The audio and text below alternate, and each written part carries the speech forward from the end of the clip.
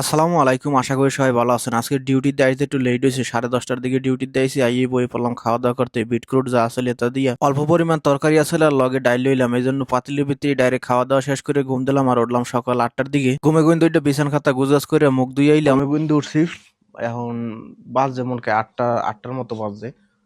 এই যে 8:17 বাজে আর কি। তো নাস্তা বানাইতে হবে। নাস্তার জন্য কি আর বানাইতে হবে, নতুন কিছুই না। এই যে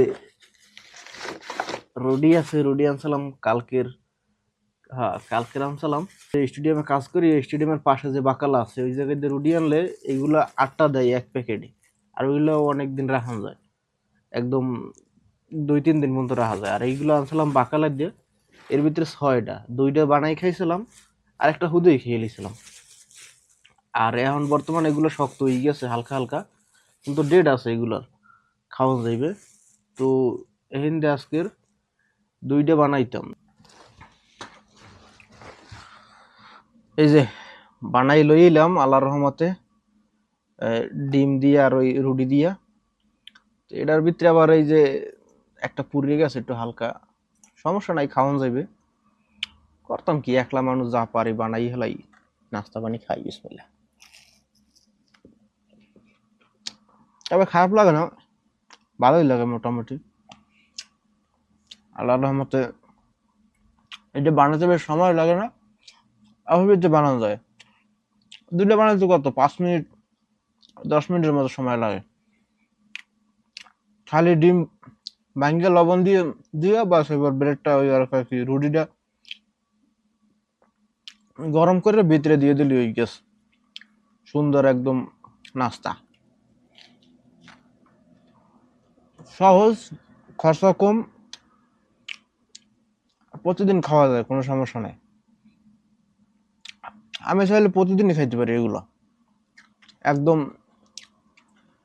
সুন্দর। খালি খেয়াল রাখা লাগে যাতে আপনি পুড়ে না যায়, পুড়ে গেলে একটু তিতে তিতে লাগে। এখন একটু তিতে তিতে লাগতেছে, তারপর খাওয়ান যাবে, অতটা পরে নাই। আর নিচের ডাবা ঠিক আছে, নিচের ডাই যে সুন্দর হয়েছে এইটা, পুরাটা আগে খাই লিতেছে এই কারণে যাতে তিতা জিনিসটা আগে যায়, পরে ভালোটা খামা না।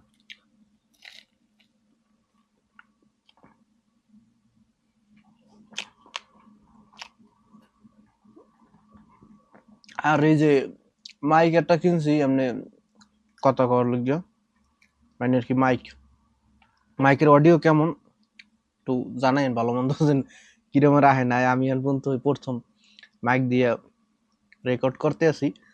আর আগে এক ফিরমনকে করছিলাম, আর এই তেন কইতে পারি না কিরকম রাহে মাইকের সাউন্ড কোয়ালিটি, আল্লাহ জানে। দেখ সবাই এটাই ব্যবহার করে, অনেকজনের ধরে মানে আর কি দেখলাম এইগুলোই ব্যবহার করে। আর অনলাইনেও দেখলাম ভালোই রিভিউ আছে, মানে আর কি ভালোই কয় সবাই, এই জন্যই কিনছে। এই যে এই হলো এটার বাক্স, এটার ভিতরে মাইক 2টা থাকে, একটা রিসিভার আর এই 2টা মাইক, বাস।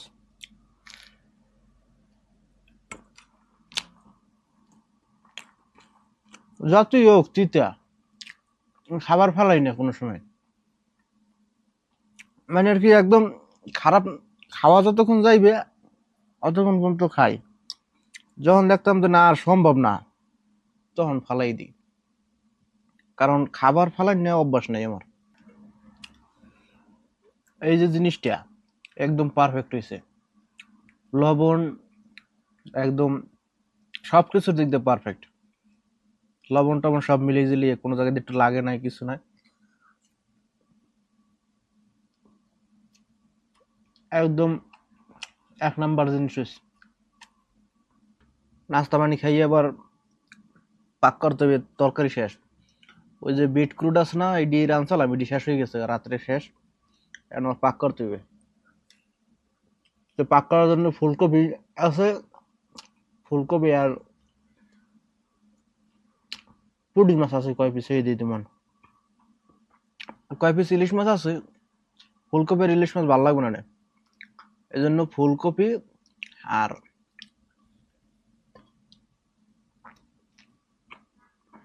পুঁটি মাছ দিয়ে দেবো মানে সামনে শুক্রবার আলার মতো আবার বাজার করবেন নতুন করে। যাই হোক নাস্তা পানি শেষ করে ফ্রিজের ভিতরে যে কয় পিস পুঁটি মাছ আসলে বাইর করলাম, দেখেছেন 5 পিসের মতো আছে, কই 5 পিসই ভিজেই দেই, অর্ধেক গরম পানি আর অর্ধেক ঠান্ডা পানি দিয়ে সুন্দর মতো ভিজেই দিয়ে চলে এলাম আবার ফ্রিজের দ্বারা এই জায়গাতে ফুলকপি বাইর করতে হবে। ফুলকপি টমেটো আর লগে কাঁচামরিচ বাইর করলাম। আইনে যখন ফুলকপি করতেছিলাম দেখেছেন ফুলকপির উপরে কালা কালা দাগ হয়ে গেছে, মানে মোটামুটি একারে পচে যাওয়া শুরু করছিল, আর কয়েকদিন থাকলেই পচে যাইতে নেই। যাই হোক তারপরও বাইসে কুইসে কুড্ডে লইলাম, এরপর পেঁয়াজ মরিচ রসুন টসুন যা যা দরকার পাক করার লেগে সবকিছু কুচাই রেডি করে ফেলাইলাম। এরপর এদিকে মাছ দেখা বেশ ভিজেছিলাম, এদিকে মাছও দেখি প্রায় নরম হয়ে গেছে, সুন্দর মতো আস্তে আস্তে সবকিছু বাইসে লাইলাম। যাই হোক মাছগুলো ধোয়ার কাজ শেষ করে সুন্দর মতো লবণ দিয়ে রেখে দিলাম, যাতে মাছের ভিতরে যত গন্ধ আছে বা কোনো ময়লা থাকলে বাইরেই যায়। এদিকে শুক্রবার যে মশলাপাতি কিনে আনছিলাম এগুলো একটাও ডাব্বার ভিতরে বড় হয় না, এগুলো সুন্দর মতো কাটে কেটে ডাব্বার ভিতরে ভরতে আসলাম। আর একটা জিনিস দেখলাম, আমার এই যে খালি প্রাণ কোম্পানির সব ধরনের মশলা পাওয়া যায়, কিন্তু রাঁধুনি কোম্পানির কোনো কিছুই পাওয়া যায় না। বুঝলাম না কি হয়েছে, আমার দ্বারা রাঁধুনি কোম্পানির মশলাটা ভালো লাগে, কিন্তু প্রাণ কোম্পানির মশলা ভালো, খালি এর ভিতরে একটু মরিচ বেশি থাকে। যাই হোক মশলাপাতি ডাব্বার ভিতরে ভরার কাজ শেষ করে শুরু করে দিলাম পাক শাকের কাজ। পেঁয়াজ মরিচ রসুন টসুন দিয়ে সুন্দর মতো প্রথমে কষাই খেলাইলাম। যাই হোক কষাই নেকা শেষ করে ভিতরে ফুলকপি দিয়ে দিলাম আর জাল কমাই দিয়ে এদিকে আইলাম মাছগুলো রেডি করার লইগে ভাজ দইবে। মাছগুলো সুন্দর মতো ধুইয়া এবার হলুদ টলুদ দিয়ে রেডি করলাম বাজার লইগে, আর তেল দিয়ে শুরু করলাম বাজার কাজ। পুঁটি মাছ ভাজতে গেলে প্রায় ভাগই আমি ভাঙ্গি হালাই, পুঁটি মাছ আস্তা ভাজতে পারি না, সবসময় বাজার সময় ভাঙ্গে যায়, কিন্তু আজকের মাসাল্লাহ পুঁটি মাছ কপিস ভালোই আসলে। যাই হোক মাছ কপিস সুন্দর মতো উল্লাই পাল্লাই ভাজ জ্বালাইলাম, আর এদিকে ফুলকপির দেই হাও পানি বেরিয়ে একদম টাইনি গেছে। এবার নতুন করে আবার জল দিয়ে দিলাম ভিতরে, আর জল দেওয়ার পর মনে পড়ে আহারে ফুলকপির ভিতরে তো আলু দেওয়ার দরকার ছিল, কারণ যে পরিমাণ ফুলকপি এটা দিয়ে তো বেশি অক্ত খাওয়া যাবে না, 2-3 অক্তের ভিতরে শেষ হয়ে যাইবে না। তাই বাসায় দিয়ে দৌড় দিয়ে 2 পিস আলু লইলাম আর কুচাইয়ে ভিতরে দিয়ে দিলাম। এরপর ভিতরে আবার টমেটো যা কুচাই রাখছিলাম এগুলো দিয়ে দিলাম। এদিকে কালকের যে ডাইল পাকাইছিলাম ডাইলও কিছু রয়ে গেছে, তো ডাইলগুলো গরম দিয়ে লইলাম। যাই হোক পাক শাকের কাজ শেষ করে চলে গেলাম গোসল দিতে। গোসল টোসল দিয়ে দেখতেন 12:30টার উপরে বাড়তে গেছে, আস্তে আস্তে বই ফেললাম খাওয়া দাওয়া করতে। যাই হোক যা পাক করছিলাম ফুলকপি মাছ আর ডাইল দিয়ে দুপুরের খাবার দাবার শেষ করলাম। এরপর আস্তে আস্তে রেডি হওয়া শুরু করলাম ডিউটির লইগে। আর প্রতিদিনের তুলনায় আজকের ভিডিও একটু লম্বা হয়ে গেছে, কে কে লাস্ট পর্যন্ত দেখছেন অবশ্যই একটু কমেন্ট করে যাবেন, যাতে বুঝতে পারি যে আপনারা লাস্ট পর্যন্ত দেখছিলেন।